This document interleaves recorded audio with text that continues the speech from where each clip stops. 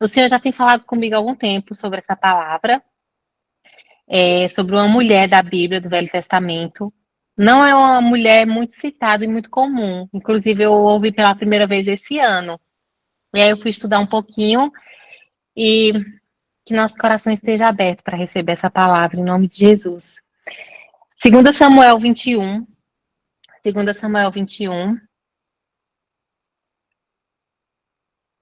a partir do 1, diz assim: Durante o reinado de Davi, houve uma fome que durou 3 anos. Davi consultou o Senhor, que lhe disse: A fome veio por causa de Saul e da sua família sanguinária por terem matado os gibeonitas. O rei então mandou chamar os gibeonitas e falou com eles. Os gibeonitas não eram de origem israelita, mas eram remanescentes dos amorreus. Os israelitas tinham feito com eles um acordo sobre juramento, mas Saul, em seu zelo por Israel e Judá, havia tentado exterminá-los. Davi perguntou aos gibeonitas: O que posso fazer por vocês? Como eu posso reparar o que foi feito para que abençoem a herança do Senhor? E os gibeonitas responderam: Não exigimos nada de Saul ou de sua família, prata ou ouro. Nem queremos matar ninguém em Israel. E Davi perguntou: O que querem que eu faça por vocês? E eles responderam: Quanto ao homem que quase nos exterminou e que pretendia destruir-nos para que não tivéssemos lugar em Israel, que sete descendentes dele sejam executados perante o Senhor, em Gibeá de Saul, no monte do Senhor, e eu os entregarei a vocês, disse o rei Davi. Então, o que acontece aqui, gente? Assim que Saul morre, Davi, ele assume o reinado, e Israel passou por uma fome durante 3 anos. E Davi foi perguntar ao Senhor: Senhor, mas por que essa fome? O que está acontecendo? E aí o Senhor falou que era por conta de um juramento que foi quebrado pelo rei Saul. Saul quebrou um juramento. Ele falou que não iria fazer e foi lá e tentou exterminar os gebionitas. Então, Davi perguntou aos gebionitas, foi até eles e falou: o que é que vocês querem que eu faça por vocês? Eles falaram: eu quero que vocês executem 7 descendentes de Saul. Eu vou continuar aqui o texto, a partir do 6. 7 descendentes sejam executados. O rei poupou Mefibosete, né? O filho lá de Jonatas, por conta do pacto, da aliança que ele tinha, por causa do juramento feito pelo Senhor entre Davi e Jonatas. Mas o rei mandou buscar Armoni e Mefibosete, que esse Mefibosete aqui, esse não é o filho de Jonatas, é o filho de Rispa, que foi concubina do rei Saul, que ela teve com Saul 5 filhos de Merabe, filha de Saul, que teve com Adriel, filho de Barzilai, de Meloá. Ele os entregou aos gibeonitas, que o executaram no monte perante o Senhor. E os 7 foram mortos ao mesmo tempo nos primeiros dias da colheita da cevada. Então perceba, pegaram aqui 2 filhos de Rispa, que foi a concubina de Saul, e pegaram 5 netos aqui do rei Saul.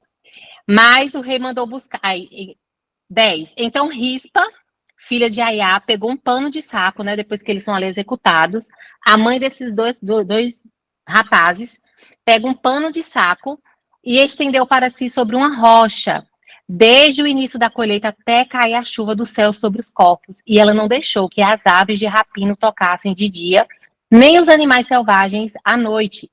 E quando Davi foi informado que Rispa, filha de Aiá, concubina de Saul, havia feito, ele mandou recolher os ossos de Saul e de Jonas, tomando-os dos cidadãos de Jabes e Gileade, juntamente com os executados, e mandou enterrar, tendo assim um enterro digno.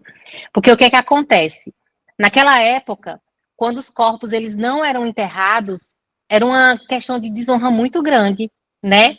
Então, depois que Davi ouve o clamor daquela mãe, que ficou por quase 5 meses intercedendo ali, né? Não deixando que nenhum bicho pegasse aqueles filhos que Davi ouve, Davi fica sabendo como assim uma mãe, quase 5 meses, noite, dia e noite, não permitindo que nenhum bicho, que nada tocassem ali os filhos dele. E aí Davi se compadece, né? O rei se compadece. Eu vejo aqui uma compaixão muito grande do rei. E para concluir aqui no 14, diz que depois disso, depois desse enterro digno, Deus responde às orações em favor da terra de Israel. E é sobre isso que eu quero falar, meus irmãos. Se eu pudesse dar um título para essa pequena passagem aqui, de 2 Samuel 21, seria que Deus vê a tua dor. Que é o que o Senhor vem ministrando no meu coração há 20 dias mais ou menos para cá. E eu ministrei até essa palavra em uma das lives. E eu quero dizer que Deus, ele vê a nossa dor. Rispa, ela era uma mãe que tinha uma causa. E ela abraça essa causa e ela não solta essa causa. Eu até, assim, quando eu estava ministrando, eu senti essa inclinação, que se o rei Davi não ouvisse Rispa, ela ia continuar ali. Talvez ela nem sobrevivesse a esse período tão longo.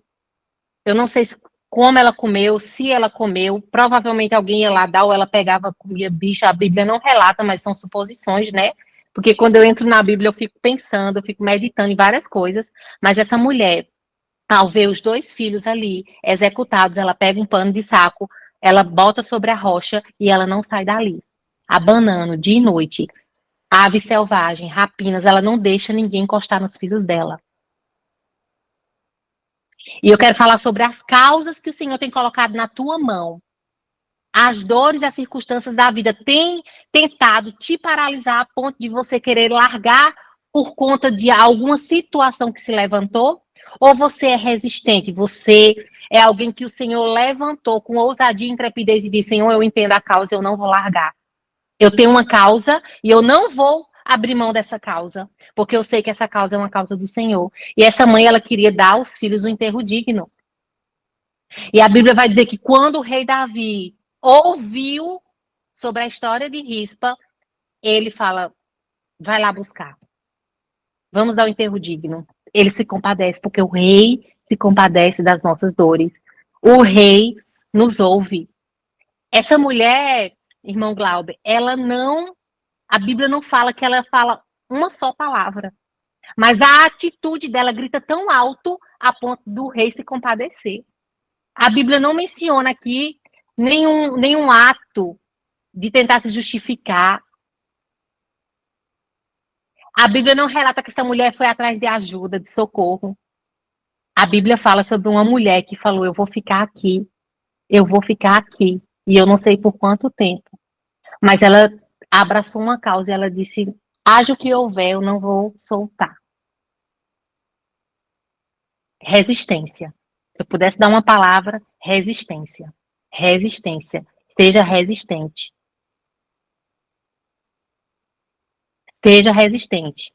Permaneça. Não desista, porque o rei te vê, o rei te ouve. O rei te ouve. Tem um grande pregador que diz assim: pregue e, se necessário, você fale alguma coisa. E eu lembrei dessa fala, né, desse grande pregador. Se eu não me engano, me ajudem. Eu acho que foi John Wesley que falou isso. Pregue, se necessário, fale. Pregue com sua vida, com suas atitudes, com suas ações. Essa mulher não fala nada, mas o silêncio dela grita tão alto. O silêncio dessa mulher grita tão alto, a atitude dela de resistência grita tão alto, a ponto do que ela esperava acontecesse. E nesse momento, perceba, no final do último versículo, a Bíblia diz que Deus respondeu às orações em favor de Israel depois que viu a compaixão de um rei, de uma mãe desesperada, de uma mãe desolada. Imagina a dor dessa mãe de ter os 2 únicos filhos mortos e ela ainda precisar ter força. Ela buscou força de onde ela não tinha para permanecer ali no propósito, na causa.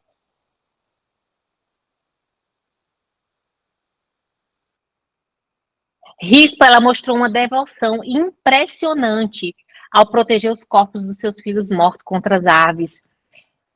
Rispa, ela teve uma força inabalável. Rispa, ela continuou, ela permaneceu motivada pelo amor. Rispa, ela foi leal à causa que ela abraçou. Se eu pudesse dizer, eu até anotei aqui, determinação. uma dignidade em meio à tragédia. E em sua profunda dor, ela se mantém em vigilância constante. Como nós temos, meus irmãos, nos colocado diante das dores da vida, das perseguições, das acusações, das rejeições, das faltas, como nós temos nos posicionado diante do Rei, como você tem se posicionado. Aqui a palavra de Deus vai dizer em Tiago 1, do 2 ao 4, meus irmãos, considerem motivo de grande alegria o fato de passarem por diversas provações, pois vocês sabem que a prova da sua fé produz perseverança, e a perseverança ela deve ter uma ação completa, a fim de que vocês sejam maduros e íntegros, sem que falte a você coisa alguma. Persevere, persevere.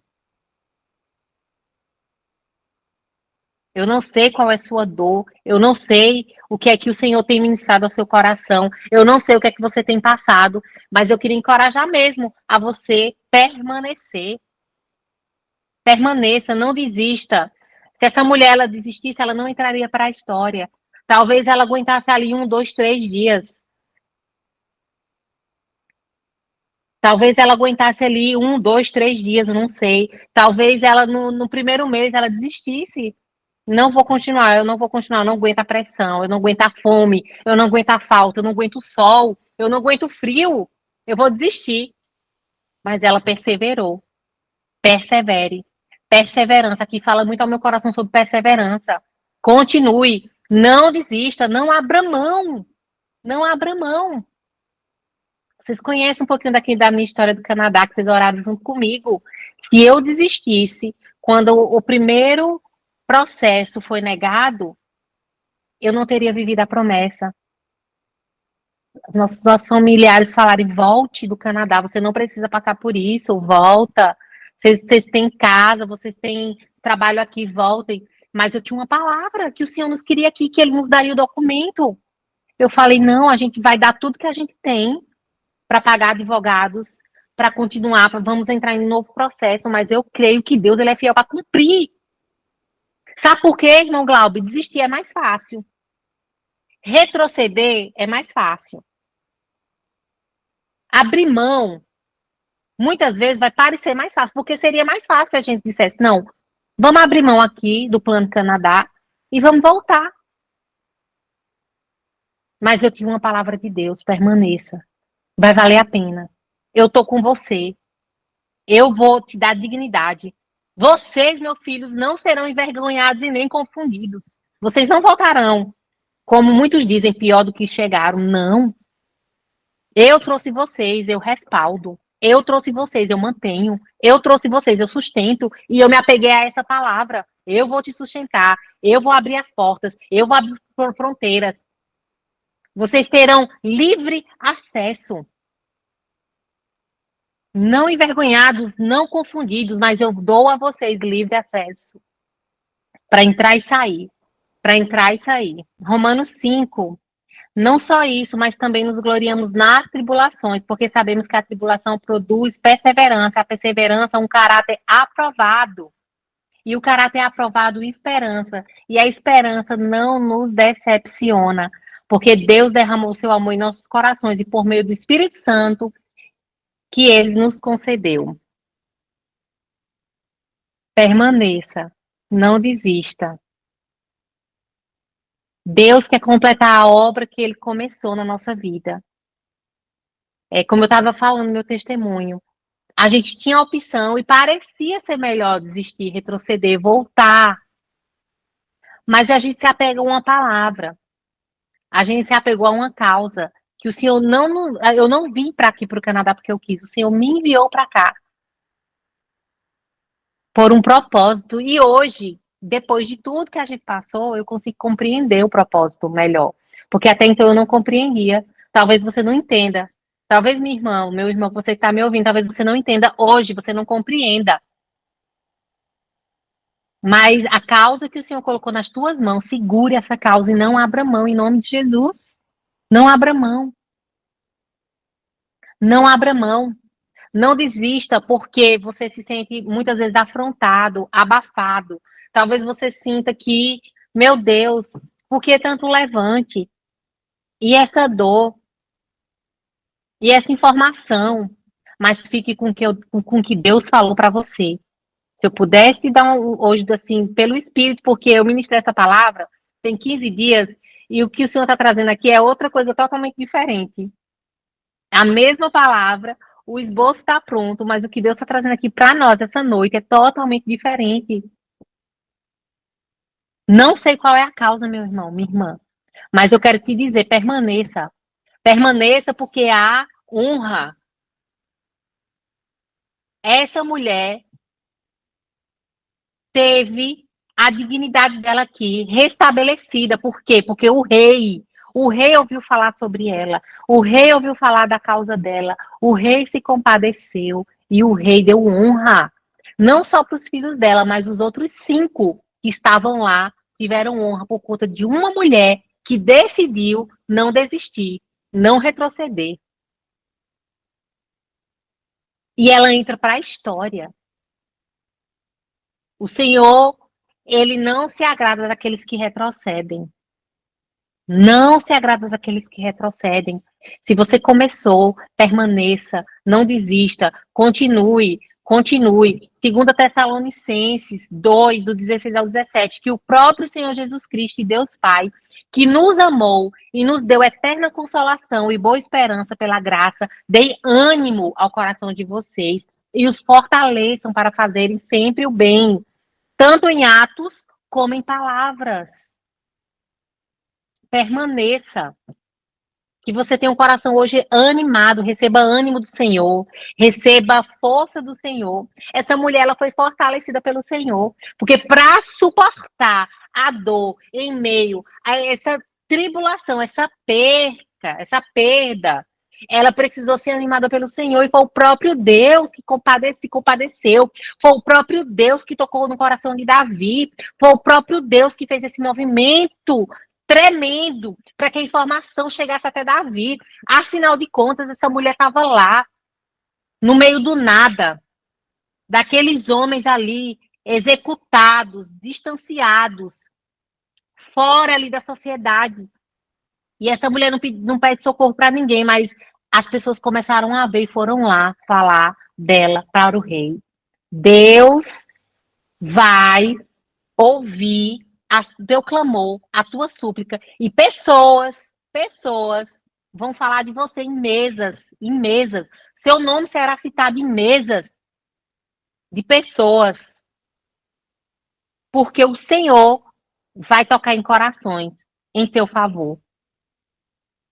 Quando a minha causa aqui no Canadá foi aceita por canadense, por juiz, por corte federal do Canadá, quem sou eu? Quem sou eu? Foi o que eu perguntei ao Senhor. Senhor, eu sou do Nordeste, de uma cidade periférica de Juazeiro da Bahia, e o Senhor me trouxe para cá. Eu não sou conhecida, eu quase não sei falar inglês. Para falar com os advogados, eu precisava de intérprete. E um juiz dá uma causa como aceita num processo chamado compaixão humanitário. Quem sou eu? E sabe o que o Senhor me respondeu? Você é minha filha. Você é minha filha. E eu entro na Corte Federal. Eu entro aonde ninguém entra. E eu faço o impossível acontecer na sua vida. Foi isso que o Senhor falou para mim. Eu aqui nessa sala, jogada no chão, falando, meu Deus, eu não posso voltar envergonhada. Eu não posso ser deportada. Eu não posso voltar, porque eu tenho a convicção que o Senhor me trouxe. Ele falou, minha filha, eu te trouxe, eu te sustento. Eu te trouxe, eu te restabeleço. Eu te trouxe, eu vou te dar dignidade. Você não será envergonhado. E eu quero te dizer, você não vai ser envergonhado.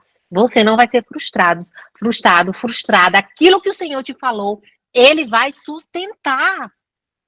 Então, somente creia, persista e não desista, em nome de Jesus. Eu vejo, irmão Glauber, muitas pessoas soltando o arado, voltando, retrocedendo, falando, eu não quero esse ministério mais. Eu não quero saber nem de ministério. Eu tenho ouvido tanto isso. Eu não quero saber de ministério porque estão frustrados, decepcionados, estão abrindo mão daquilo que o Senhor entregou em prol da vida, porque não é sobre nós. Nós estamos aqui por uma causa. A causa são vidas. A causa são vidas. São as vidas. Jesus veio por vidas. E Jesus te levanta pelas vidas. E ele diz: permaneça, continue. O projeto Vigília é um projeto intercessório que tem tocado vidas, que tem alcançado corações. Tem dado frutos, irmão Glauber, que você nem sabe. E talvez você nunca vai saber. Talvez você nunca vai saber, você só vai saber na glória. Mas permaneça, continue.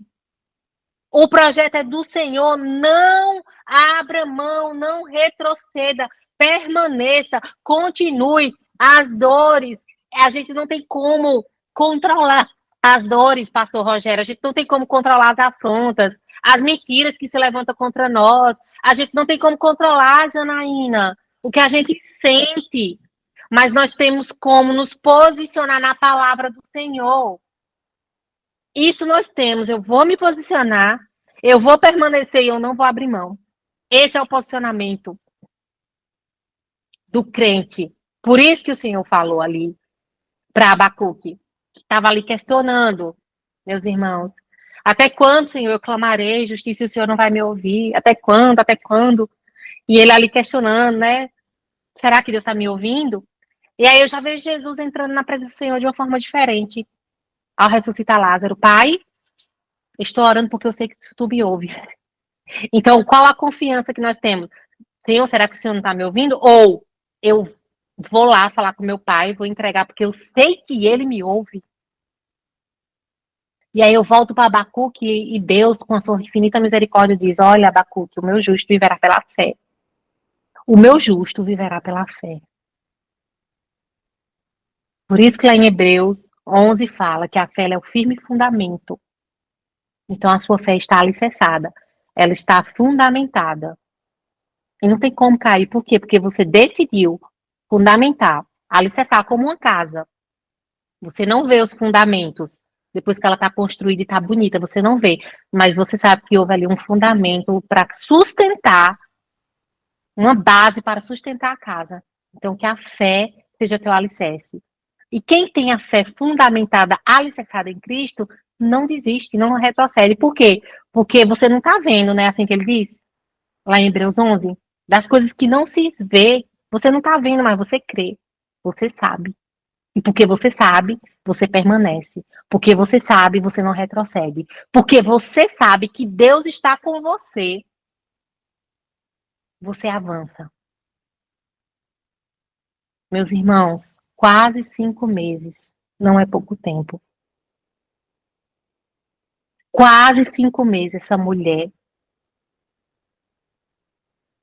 passando frio, fome, calor, chuva, necessidades básicas, aqui envolve toda uma estrutura.